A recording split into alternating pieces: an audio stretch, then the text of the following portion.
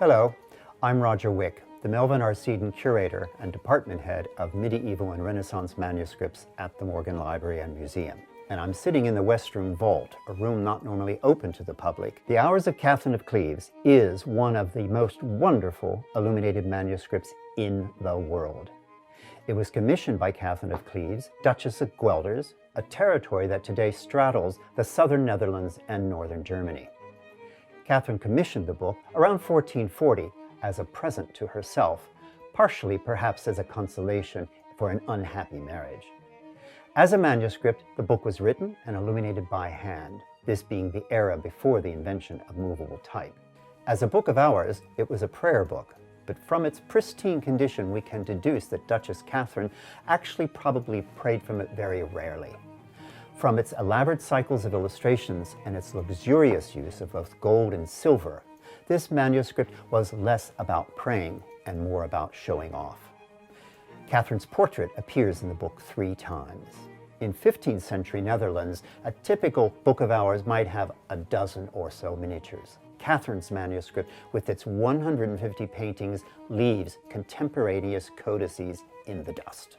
We don't know the identity of the artist who painted the pictures, but he is named after this book, considered his masterpiece. He is called the Master of Catherine of Cleves. He only created about 16 manuscripts. Previously unknown works by him almost never surface. His work is rarer than Leonardo da Vinci.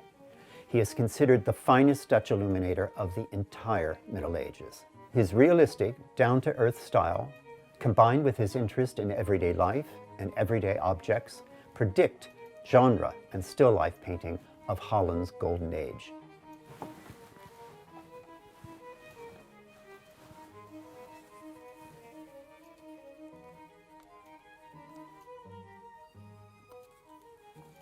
In the border complementing the miniature of St. James, for example, we see a sidewalk tavern, complete with a patron who's had a little bit too much to drink.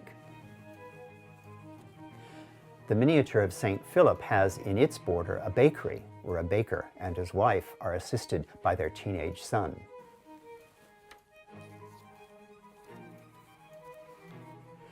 St. Bartholomew's border is made up of pretzels and biscuits. St. Simon is framed with fishnets.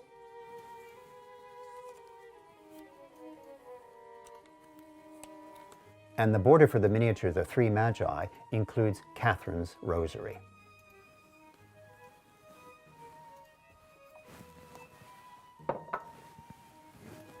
The manuscript has its own fascinating history.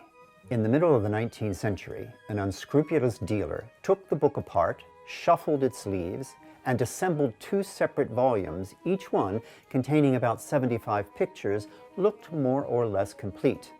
The dealer then sold one volume to the Rothschilds and the other to the Ehrenbergs. Each family thought they had the Hours of Catherine of Cleves. The Morgan bought one in 1963, and when the second volume became available in 1970, bought that too, after major fundraising on the part of then-director Charles Reiskamp. Morgan curator John Plummer discovered that the volumes were actually 2 parts of one original whole. The 2 volumes remained in their jumbled state until 2011, when we decided to disbind them and then rebind their leaves in Catherine's original sequence. What you have been looking at is 1 volume of what is now a 3-volume Hours of Catherine of Cleves. The Hours of Catherine of Cleves has had a huge impact on art history in the 20th century. In 1964, the Morgan presented an exhibition of the Hours of Catherine of Cleves. All of its miniatures were shown, albeit virtually, via large color transparencies mounted in light boxes. A young publisher named George Braziller saw that show. So taken was he by the book that he decided on the spot that he wanted to publish a facsimile of it. That 1966 publication of the facsimile became an American national bestseller and a favorite Christmas gift. The success of that facsimile provided a career change for Braziller, who, in subsequent years, published numerous facsimiles and books on medieval illumination.